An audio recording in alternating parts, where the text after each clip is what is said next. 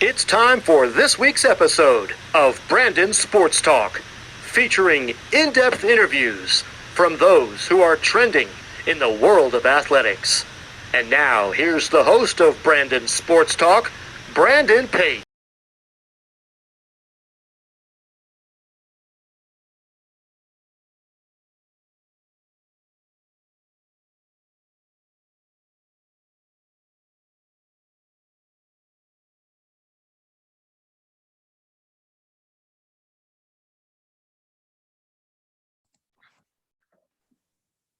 Welcome back to Brandon Sports Talk. In today's episode, I have the privilege to interview the USA freestyle skiing Olympian, Darian Stevens. How are you doing today?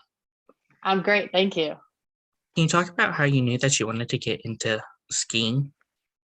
So my dad started me skiing when I was at a pretty young age. I think I started around 3 years old. And my dad just kind of grew up as a freestyle skier. So he kind of just got us into the sport pretty young. And, me and my brother just absolutely loved it. We loved hitting jumps. We loved going too fast. And so it was a really great sport for us to be in. Of course, what was it like getting into competitive skiing at the age of 9? So I started, my parents started me pretty young. And, when you were that young, like it wasn't really, like there was no pressure or anything. You kind of just were doing it because you like absolutely loved it. And I feel like those were, some of the most fun times I had competing was just when you were young and, you just go out there and do what you can do. And I actually ended up switching sports. That was in moguls when I started, and I'm a slopestyle skier now. So I actually made a quick little jump to a different discipline. But yeah, it was a great foundation growing up. And, I was always really competitive even as a kid. So I kind of knew that sports were my thing. How is it like, obviously, as you said, switching disciplines and from being mobile to slopes? So I mean, it was kind of a crazy switch. There just wasn't really a whole lot of slope style resources where I was from. So like I said, I grew up skiing moguls, but I started finding myself enjoying the jumps a little bit more than I actually liked the moguls, and started doing terrain park competitions like at other events. So you could go to certain events and do multiple events. And so I would do all of them just because I thought they were fun, and, kind of really started to love slopestyle skiing. And, just kind of, it was definitely a crazy transition. I had to move states and move away from my parents and all that crazy stuff. But I knew it was what I wanted to do. What was that like, obviously, transitioning from being so young and moving away from your parents to follow your dream? Yeah, I mean, it was amazing that my parents were, comfortable with that decision. And, they've supported me through so much. So I can't thank them enough for that. But yeah, I mean, it was really hard at the time. I was very enveloped in my high school life, and, it kind of just was uprooted. And even though I was enjoying skiing and doing what I was doing, like I definitely felt like I was missing out in a lot of, life experiences in high school. And that was definitely something that I struggled with for a little bit. But yeah, I mean, there's really no regrets now, obviously. Of course, how is it like getting into professional skiing and going straight into professional skiing versus having time in college to ski? I think it was definitely, kind of crazy, especially when I was younger. In 2014, they put slopestyle into the Olympics. And so obviously I was pushing to make that Olympic team. And I was only 17 years old. So I was still trying to, maintain my friendships at home and school and all that stuff. And there was a lot on my plate for sure.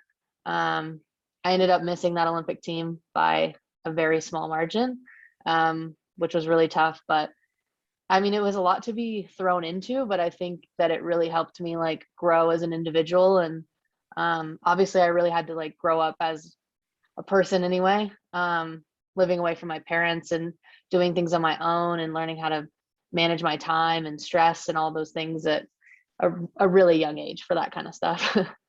What was it like, obviously, having your first start in the World Cup in 2017?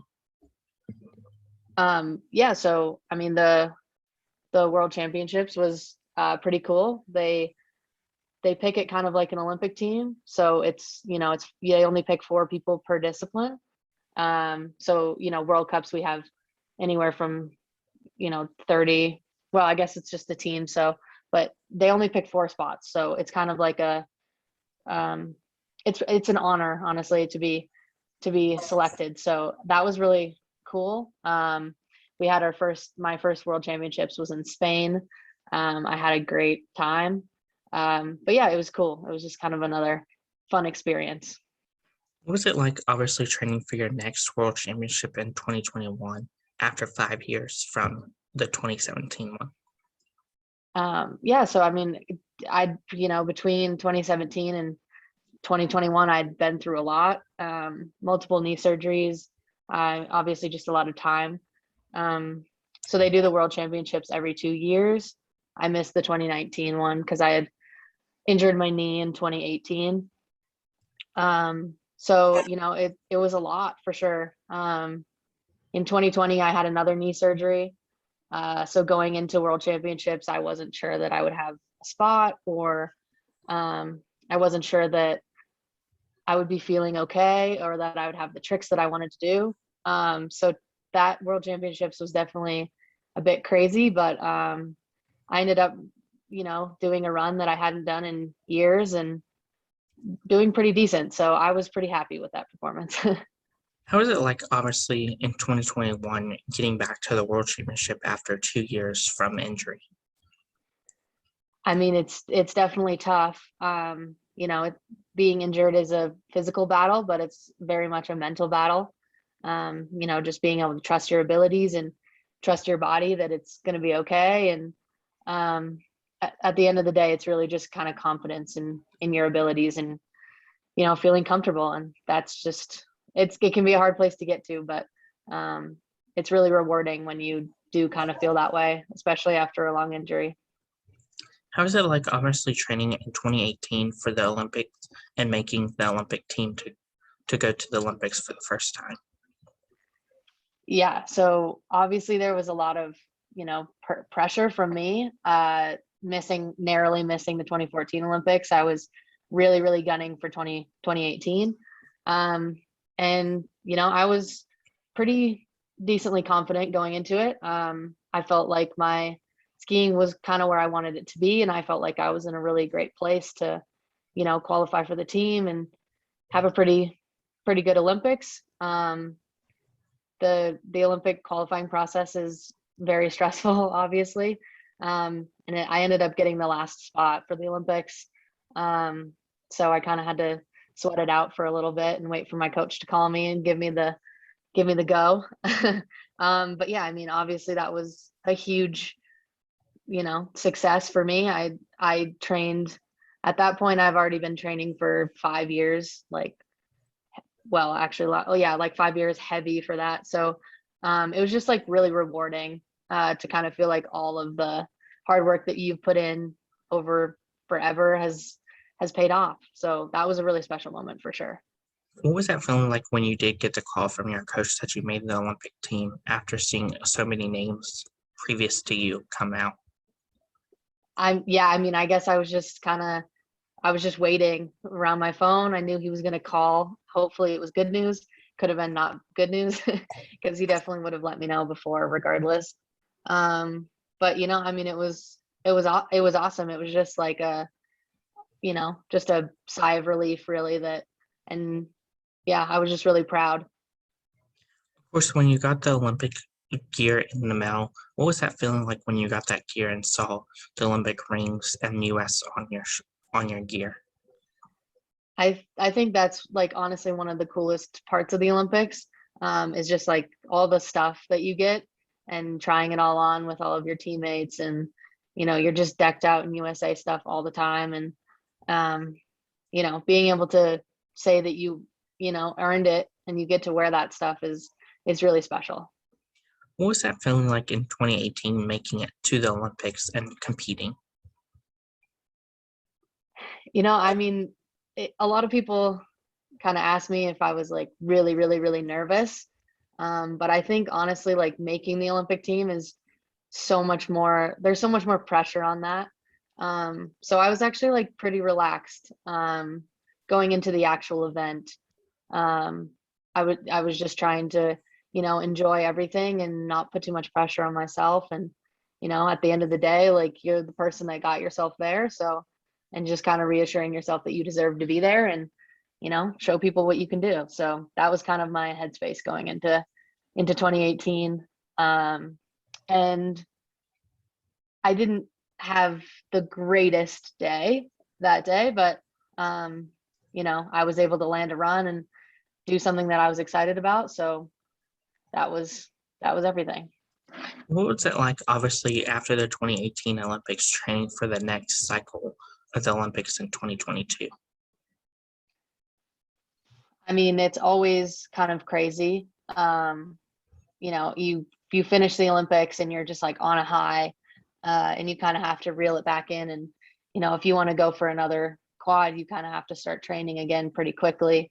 So I had a lot of fun after the Olympics, and we started training again. And then in October, we were training in Europe, and I ended up tearing my ACL. So that was obviously really hard, and it took me at least like a year and a half, I think a little bit longer, to come back to competition after that. So, the transition between 2018 and 2020 was definitely not an easy one for me.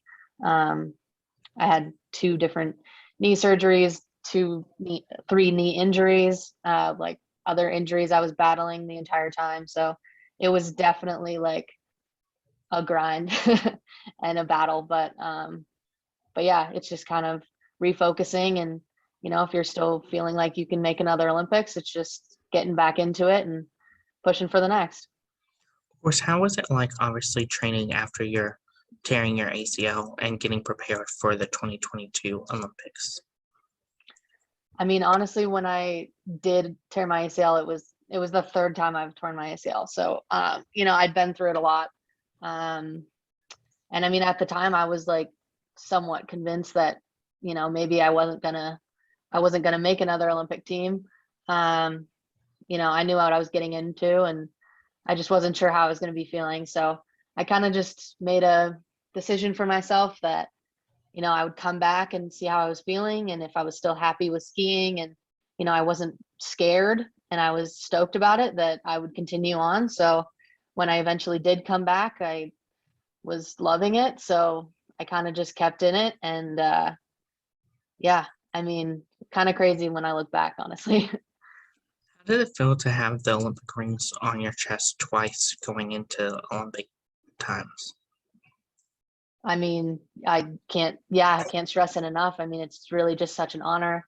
I've wanted to go to the Olympics since I was a kid. And I mean, honestly, in 2018, I wasn't sure that I would, even before the injury, I wasn't sure that I would ever make another Olympic team. So, it's just that much more special. So, What is that feeling like, living out your Olympic dreams, not just once, but twice? I mean, I think the second Olympics was definitely different for me, and like it was a more like positive experience.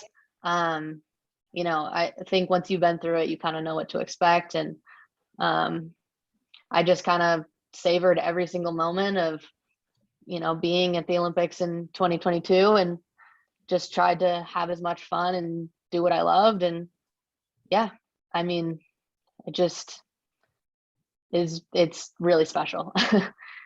Who are some of the people that you look up to in the sport of freestyle skiing? I mean, yeah, a lot of people. I grew up absolutely loving Tanner Hall and Simon Dumont and Bobby Brown. All people that I've had the pleasure of skiing with and meeting. And a lot of my current friends are the other slopestyle and halfpipe girls, are girls that I looked up to my whole life, and now they're just my friends, which is really cool. So Devin Logan, Britta Sigourney, Greta Eliason, all of those girls. So yeah, I mean, it's pretty special being able to look up to somebody for so long and then kind of doing, competing alongside them and stuff. What is that feeling like, obviously representing US and getting to compete against teams like Canada, Germany, Japan? I mean, yeah, we are competing against other teams like at most of our competitions, but the Olympics is really special where like you're not like you really are just representing your country. And it's such a select few people that it really is like very special. And like as much as we are competitors, all of us girls are like really good friends, and the support system that we all have, even between other countries and stuff, like we are all friends at the end of the day. And you win some, you lose some, but we're all just friends and trying to make the sport as competitive and cool as we could. How is it like, obviously getting to stand beside the Olympic rings and knowing that all your hard work over the years have paid off? Yeah, I mean, it's just I guess it's just like a validation.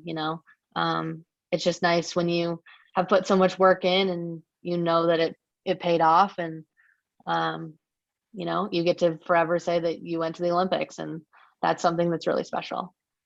What are some of your favorite memories and moments throughout your career? I mean, I have so many. I mean, I've been so lucky. All the girls on my ski team are like some of my best friends, and so we get to just travel the globe together and explore new places and do what we love and make memories. And I'd say that's probably, just in total the best part about it. Who are some of the influential people in your career that have shaped you? My parents, for sure. We were always a very competitive family, and I mean, I always had very high expectations for myself.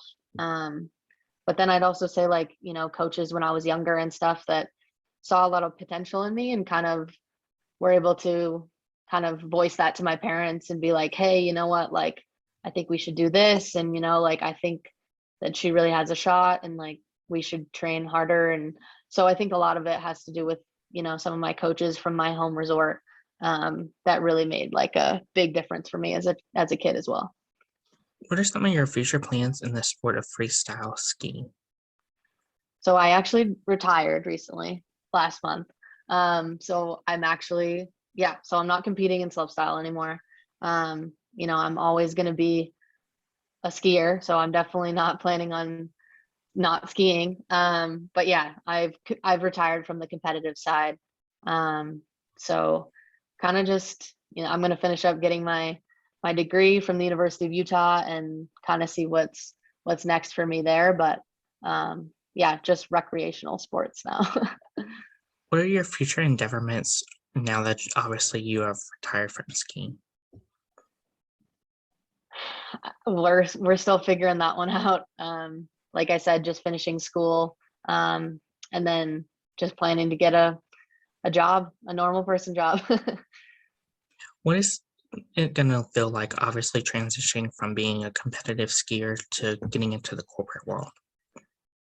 I mean, I definitely think it'll be different. But I'm pretty excited to just kind of live a more normal life. And just the like being able to not have to hit humongous jumps and do huge tricks, and just all the injuries and stuff I'm excited to kind of just be a little bit more mellow in that regard.